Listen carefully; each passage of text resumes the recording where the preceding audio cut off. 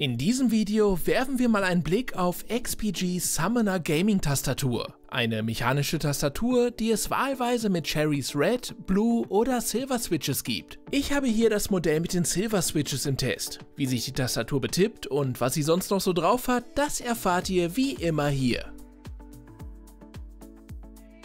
Die XPG Summoner kommt zusammen mit einer Handballenauflage, 9 alternativen Keycaps und einem passenden Wechselwerkzeug daher. Die Handballenauflage ist mit einem angenehm festen, aber dennoch gut unterfütterten Kunstleder bespannt. Der Rest wirkt hier aufgrund des hohlen Kunststoffs eher günstig, aber zweckerfüllend. Die Auflage wird mittels Magneten an der Tastatur befestigt, wobei befestigt hier eher relativ ist. Tastatur und Auflage werden zwar anständig zusammengehalten, zur Seite hin gibt es aber leichtes Spiel, da hier einfach zwei flache Seiten ohne Einkerbung aufeinander liegen. Die Tastatur selbst macht auf der anderen Seite einen deutlich besseren Eindruck. An der Rückseite befindet sich ein recht stabiles, eher steifes und knapp 1,8 Meter langes stoffummanteltes Kabel, das auf zwei herkömmliche USB-Anschlüsse endet. Dabei wird der eine für den Betrieb der Tastatur benötigt, der andere wird einfach zum USB-Anschluss an der Rückseite durchgeschleift. Hier wird leider nur USB 2.0 geboten, somit genügt dieser vornehmlich für weitere Peripherie und weniger für zum Beispiel schnelle Datenspeicher. Auf der Oberseite befindet sich eine mattgraue Aluplatte, auf der die Switches einfach aufgebracht sind, sodass die Beleuchtung gut zur Geltung kommt.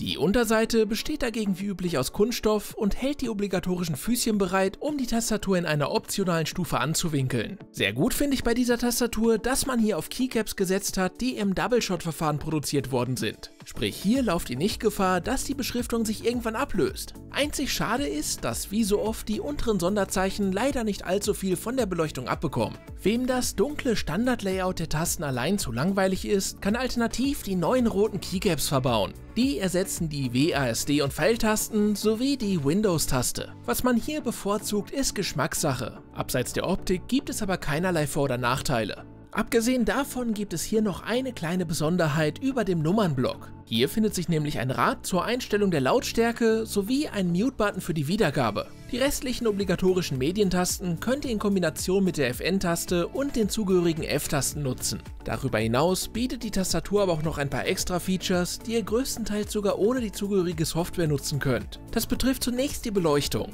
Ihr könnt mit FN zusammen mit der linken und rechten Pfeiltaste durch insgesamt 7 vordefinierte Beleuchtungsprofile wechseln. In Kombination mit den anderen beiden Pfeiltasten habt ihr die Helligkeit im Griff. Außerdem bietet die Tastatur neben dem Standardmodus 5 Gaming-Profile, die ihr euren Wünschen entsprechend anpassen könnt. Zwischen denen könnt ihr mit FN zusammen mit F1 bis F6 hin und her wechseln. Abseits des jeweils zugewiesenen Farbprofils sind mit diesen Profilen auch eure Makros und sonstigen Neubelegungen gespeichert. Auch das geht ohne Software, ist aber gerade bei Korrekturen eher umständlich. Wer nicht so gern mit Tastenkürzeln rumhantiert, kann all diese Einstellungen daher auch in der zugehörigen Software XPG Prime einstellen. Hier könnt ihr neben den Beleuchtungsprofilen auch noch die Farben und die Effektgeschwindigkeiten anpassen oder eure Beleuchtung hardwareübergreifend synchronisieren. Abseits dessen habt ihr aber auch dezidiert die Belegung der einzelnen Tasten unter Kontrolle. Die lassen sich nämlich alle komplett bis ins Detail anpassen und neu belegen. Neben den obligatorischen Tastenfunktionen auch mit Texten, Sonderfunktionen oder Makros. Für letztere gibt es einen separaten Editor, in dem ihr neben reinen Abläufen auch die Timings unter Kontrolle habt. Organisiert wird das Ganze dann, ebenso wie alle weiteren Einstellungen, in insgesamt 5 Profilen, deren Konfigurationen direkt auf der Tastatur selbst gespeichert werden. Kommen wir damit noch zur Praxis. Allgemein lässt die Tastatur für das, was sie leisten will, keine Wünsche offen.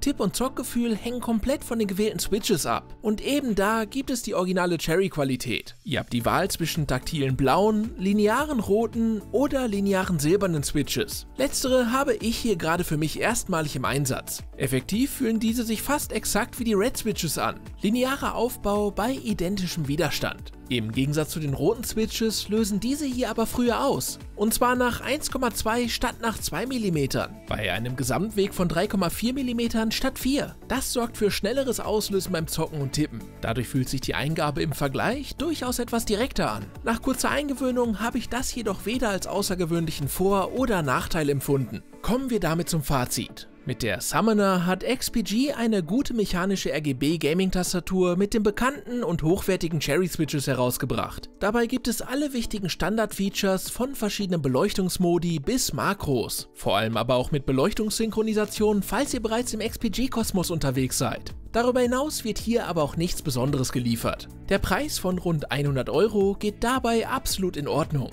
Was haltet ihr von der XPG Summoner? Wäre es eine Tastatur für euch? Schreibt's mir gerne in die Kommentare. Das war's von mir und ich würde sagen, tschüss bis zum nächsten Mal.